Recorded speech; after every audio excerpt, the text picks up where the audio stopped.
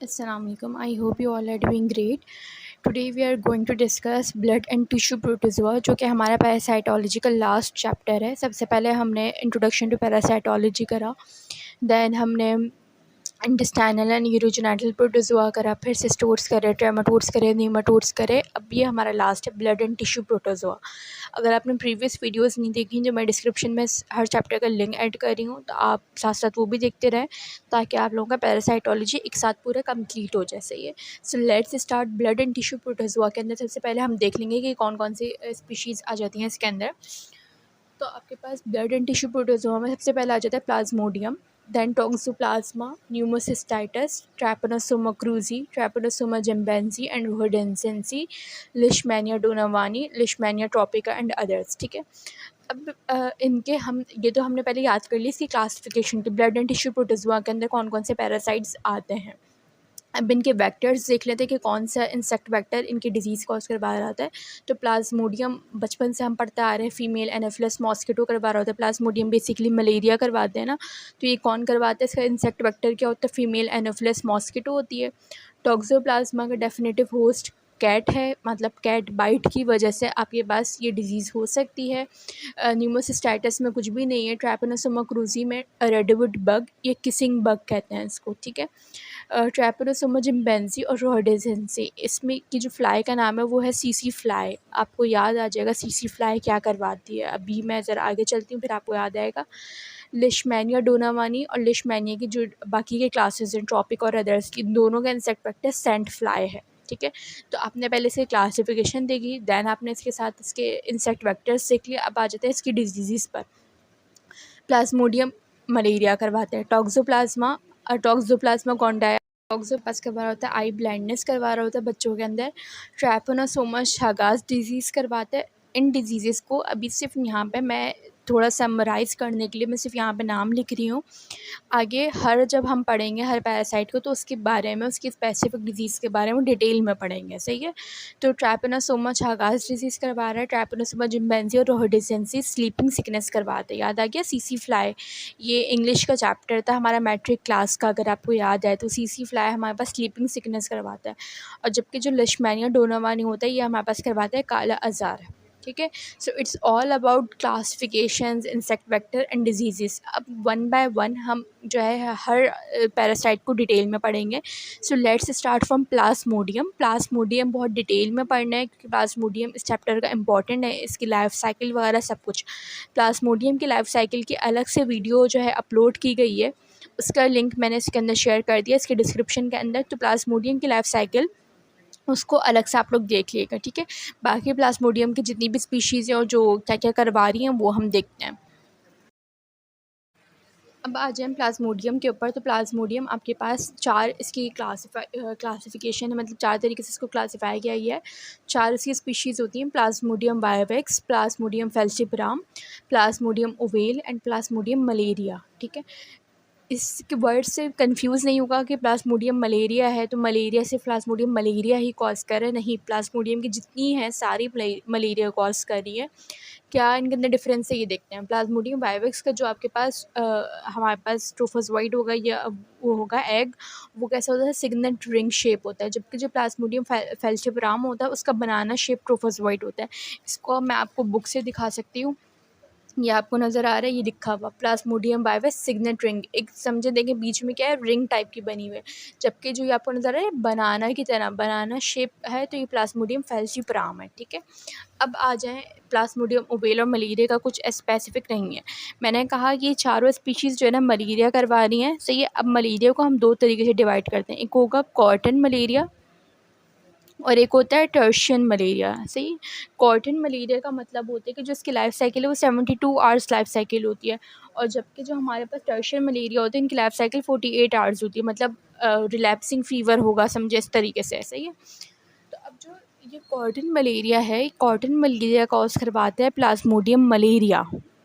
ये वाली जो क्लास है ना प्लाज्मोडियम मलेरिया, तो प्लाज्मोडियम मलेरिया हमारे पास कॉटन मलेरिया करवाता है। जबकि जो टर्शियन मलेरिया होता है ना इसको भी फिर हम दो क्लासिफाई में डिवाइड करते हैं, मैलिग्नेंट एंड बिनाइन। मैलिग्नेंट और बिनाइन का वर्ड तो आपको पता होगा, आप लोग बेसिक पैथो भी पढ़ रहे हैं, what is malignant and what is benign.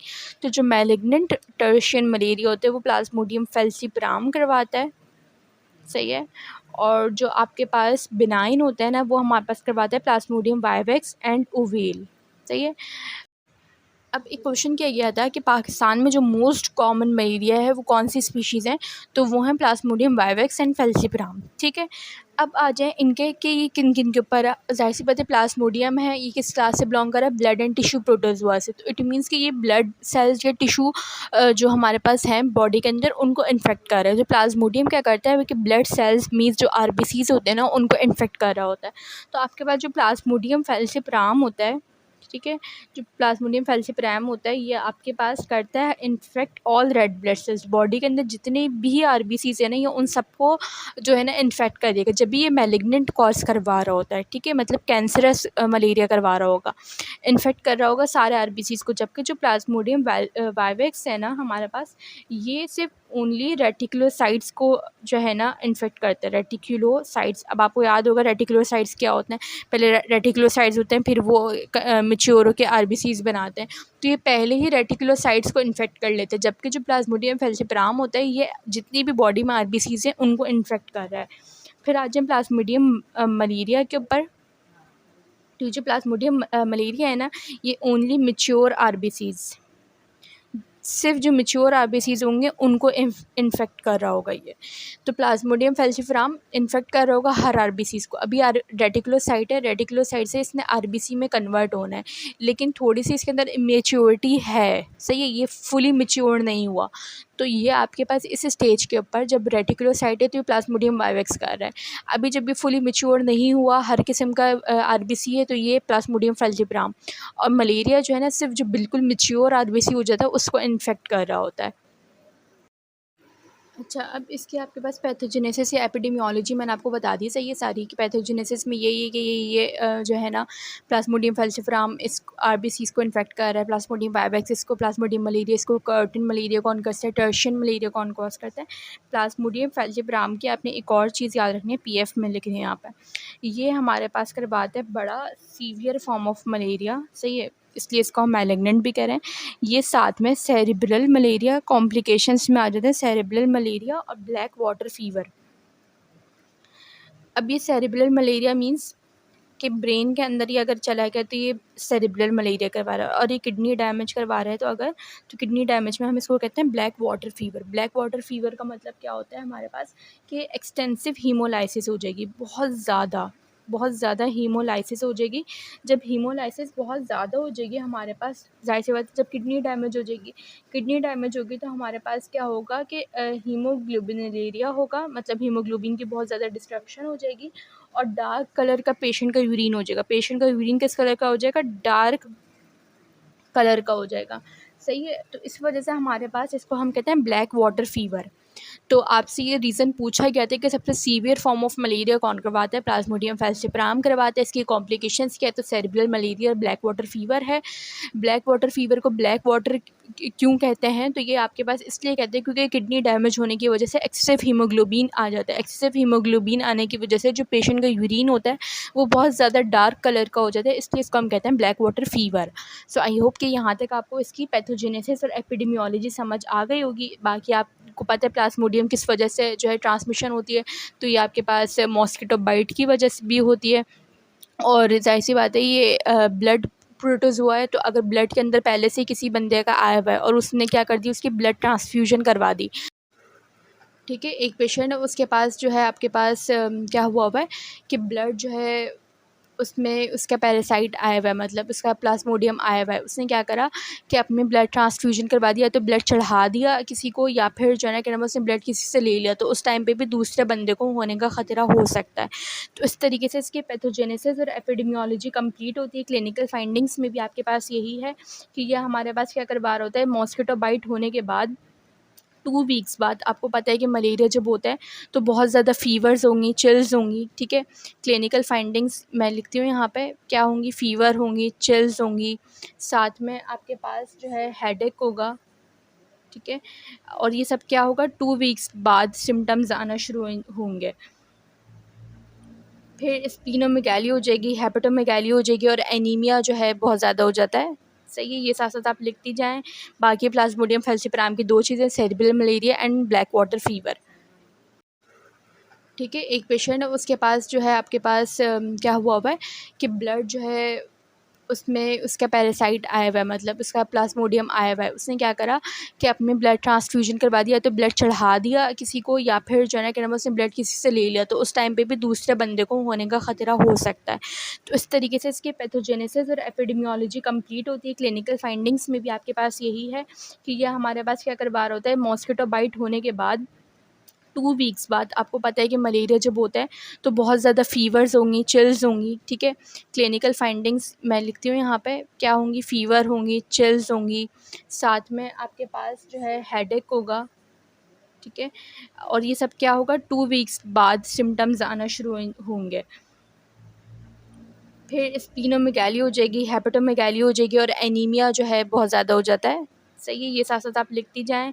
बाकी प्लाज्मोडियम फैल्सिपाराम की 2 चीज़ें, cerebral malaria and black water fever. अब प्लाज्मोडियम की लैब डायग्नोसिस पर आ जाएँ। सही है, लैब डायग्नोसिस में सबसे पहले आपके पास आ जाता है जिम्सा स्टेनिंग। जिम्सा स्टेनिंग का मतलब क्या होता है आपके पास, इसको हम थिक एंड थिन स्मीयरिंग भी कहते हैं। थिक एंड थिन स्मीयर भी कहते हैं। थिक एंड थिन स्मीयर से क्या मतलब मुराद होता है कि थिक स्मीयर से हम जो है ना प्रेजेंस ऑफ ऑर्गेनिज्म कि कौन सा ऑर्गेनिज्म प्रेजेंट है ये हमें पता चलता है, और थिन स्मीयर से हमें ये पता चलता है कि कौन सी स्पीशी प्रेजेंट है। पहले ये पता चल गया कि कौन सा ऑर्गेनिज्म प्रेजेंट है, मतलब मुझे ये पता चल गया कि इसके अंदर प्लाज्मोडियम प्रेजेंट है, लेकिन प्लाज्मोडियम की कौन सी स्पीशी प्रेजेंट है, तो आपके पास थिन स्मीयर से पता चल रहा होता है। दूसरा, हम पीसीआर भी करते हैं, पीसीआर भी करते हैं, और आपके पास एलिसा टेस्ट भी करते हैं। ये सारे इसके टेस्ट के नाम बताने हैं। सही है। तीसरा, हम जो है प्लाज्मोडियम फैल्सिपाराम है उसका गैमेटोसाइट देख लेते हैं, मतलब वही बनाना शेप अगर नज़र आ जाएगा तो इसका मतलब प्लाज्मोडियम फैल्सिपाराम मौजूद है।